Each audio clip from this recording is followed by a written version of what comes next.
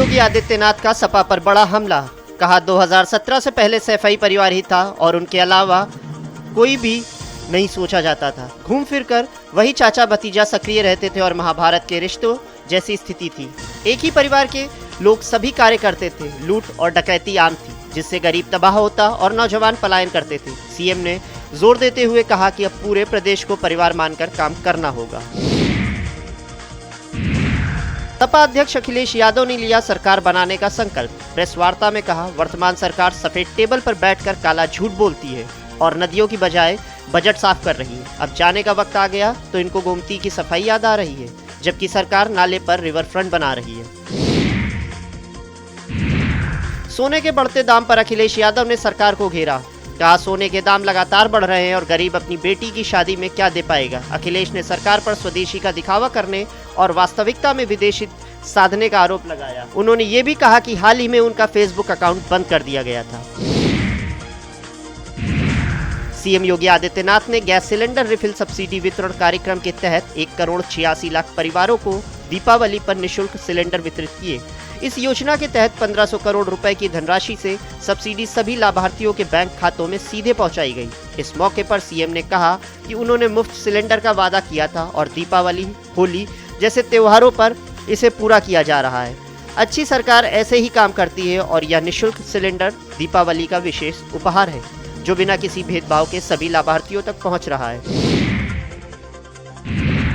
बिहार चुनाव के लिए जेडीयू ने जारी की पहली लिस्ट। इसमें कुल 57 उम्मीदवारों के नाम शामिल हैं। मोकामा से अनंत सिंह, माधेपुरा से कविता साहा, मोरवा से विद्यासागर निषाद और सोनबरसा से रत्नेश सदा को जेडीयू का प्रत्याशी बनाया गया।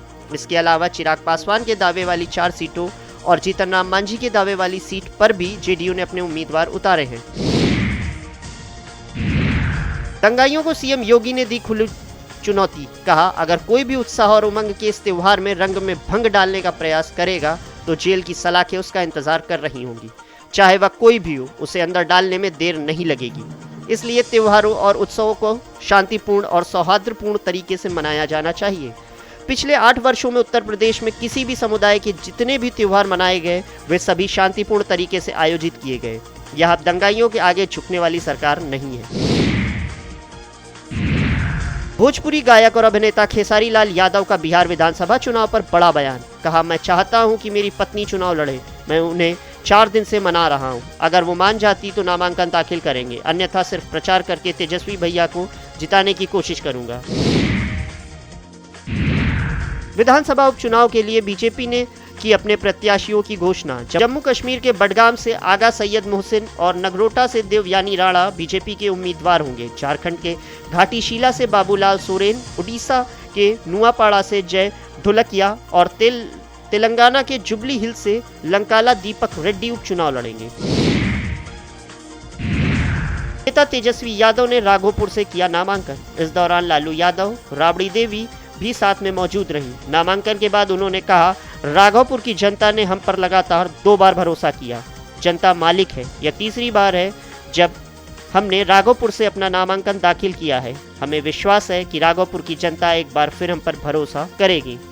हम सिर्फ सरकार नहीं बनाना चाहते, हम बिहार बनाना चाहते हैं। अब बिहार भ्रष्टाचार और अपराध मुक्त राज्य बनना चाहता है। कई लोग अफवाह फैला रहे थे कि हम 2 जगहों से चुनाव लड़ेंगे। तेजस्वी 243 सीटों से चुनाव लड़ रहे हैं, लेकिन जब एक सीट की बात आती है तो हम पहले से ही राघोपुर से चुनाव लड़ते रहे हैं और केवल राघोपुर से ही चुनाव लड़ रहे हैं।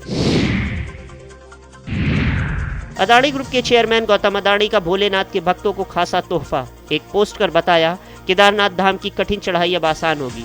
बता दें कि अदानी ग्रुप वहां रोपवे का निर्माण कर रहा है, जिससे श्रद्धालुओं की यात्रा सरल और सुरक्षित होगी।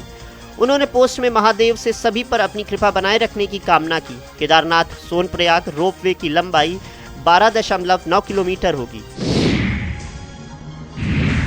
आज लखनऊ पार्टी कार्यालय में बहुजन समाज पार्टी की बड़ी बैठक। मायावती की अध्यक्षता में 11 बजे प्रदेश कार्यालय में बैठक होगी। इसमें कई बड़े पदाधिकारी शामिल होंगे। कैबिनेट मंत्री अनिल कुमार का बसपा को लेकर बड़ा बयान। कहा, बीएसपी अब कहीं भी धरातल पर नजर नहीं आती। बहुजन समाज पार्टी अब कांशीराम के विचारों से भटक चुकी है। 32 देशों के सेना प्रमुख आगरा में देखने पहुंचे ताजमहल। 250 सदस्यीय प्रतिनिधिमंडल ने ताजमहल का भ्रमण किया और शिल्पग्राम में लगी प्रदर्शनी का अवलोकन किया। सैन्य प्रमुखों ने ताजमहल की सुंदरता देखकर कहा, वह ताज। पैरा ब्रिगेड मुख्यालय में विशेष शो में भी भाग लिया। रक्षा मंत्री राजनाथ सिंह ने UNTCC सम्मेलन का उद्घाटन किया, जो 14 से 16 अक्टूबर यानी आज तक चलेगा। इसमें 30 से अधिक देशों के वरिष्ठ सैन्य अधिकारी शामिल हुए। डिप्टी सीएम ब्रजेश पाठक का समाजवादी पार्टी पर बड़ा हमला। कहा, सपा तुष्टीकरण की राजनीति करती है। हमने जो वादा किया था उसे पूरा किया जा रहा है और दिवाली से पहले गैस सिलेंडर वितरित किए जा रहे हैं। दिल्ली NCR क्षेत्र में ग्रीन पटाखों की बिक्री को मिली अनुमति। सुप्रीम कोर्ट ने 18 से 21 अक्टूबर तक ग्रीन पटाखे बिकने की इजाजत दी, जो केवल तय जगहों पर ही उपलब्ध होंगे। नियमों का उल्लंघन होने पर कड़ी कार्रवाई की जाएगी। बिहार चुनाव पर बोले सपा सांसद रमाशंकर विद्यार्थी। कहा, वहां बीजेपी हटाओ नीतीश हटाओ अभियान चल रहा है। सपा नीतीश कुमार का स्वागत करने के लिए तैयार और जो बीजेपी के साथ रहेगा वह डूब जाएगा। राम मंदिर को लेकर महंत राम भद्राचार्य महाराज का बयान। बोले, रामलला के दर्शन करके उन्हें बहुत अच्छा लगा। उनकी जो भूमिका अयोध्या में रही वही मथुरा में भी रहेगी। इस दौरान उन्होंने महंत नृत्य गोपाल दास के साथ अपनी पुरानी मित्रता का भी जिक्र किया। एनकाउंटर के मामले में प्रदेश में पहले नंबर पर मेरठ जोन। बीते 8.5 साल में यह 85 अपराधी ढेर किए गए। मेरठ जोन के ADG भानु भास्कर ने कहा कि अव्वल आने से पुलिस का मनोबल बढ़ता है। हालांकि इस दौरान कई पुलिसकर्मी शहीद भी हुए। उन्होंने बताया कि पुलिस लगातार हाईटेक हो रही है और संगठित अपराध की कमर तोड़ी गई। मेरठ में 26, बागपत में 7, हापुड़ में 4, बुलंदशहर में 8, सहारनपुर में 11, मुजफ्फरनगर में 19 और शामली में 10 अपराधी ढेर किए गए। कुल गिरफ्तार अपराधियों की संख्या 8,322 रही, जबकि पुलिस की कार्रवाई में 3,139 अपराधी घायल हुए। वाराणसी में मार्कंडेय महादेव मंदिर मार्ग पर चौड़ीकरण के लिए PWD ने की बुलडोजर कार्रवाई। 2800 मीटर लंबे 4 लेन सड़क के चौड़ीकरण के लिए नोटिस और मुआवजा दिया जा चुका है। इस कार्रवाई में करीब 1 दर्जन से अधिक मकान जमींदोज हुए। इस कार्रवाई के दौरान भारी संख्या में स्थानीय लोग मौजूद रहे। रायबरेली में बीजेपी से जिला पंचायत अध्यक्ष रंजना चौधरी ने प्रशासन पर उठाए सवाल। फेसबुक के जरिए पोस्ट कर उन्होंने नाराजगी व्यक्त की। कहा, ऊंचाहार तहसील प्रशासन ने उनकी शस्त्र लाइसेंस की फाइल रोकी और इसके लिए पैसे की मांग कर रहा है। मेरठ के CCS विश्वविद्यालय को द वर्ल्ड यूनिवर्सिटी रैंकिंग में 1201 से लेकर 1500 रैंक बैंड में स्थान मिला। इस रैंकिंग में शिक्षण, शोध की गुणवत्ता और उद्योग से जुड़ाव को ध्यान में रखा गया। नेशनल रैंकिंग में 128 संस्थानों में CCSU 65वें स्थान पर रहा। वर्ल्ड रैंकिंग में अमेरिका के बाद भारत के संस्थानों का वर्चस्व दिखा। CCSU की कुलपति डॉक्टर संगीता शुक्ला ने विश्वविद्यालय के स्टाफ को बधाई दी। मथुरा में डीएम ने पराली जलाने को लेकर सख्ती दिखाई। उन्होंने ग्राउंड जीरो पर जाकर किसानों से पराली न जलाने की अपील की और अधिकारियों से कहा कि वे अपने अपने क्षेत्रों में भी अंकुश लगाएं। डीएम ने चेतावनी दी कि जिसके क्षेत्र में पराली जलाने की घटना होगी उस अधिकारी पर भी कार्रवाई की जाएगी।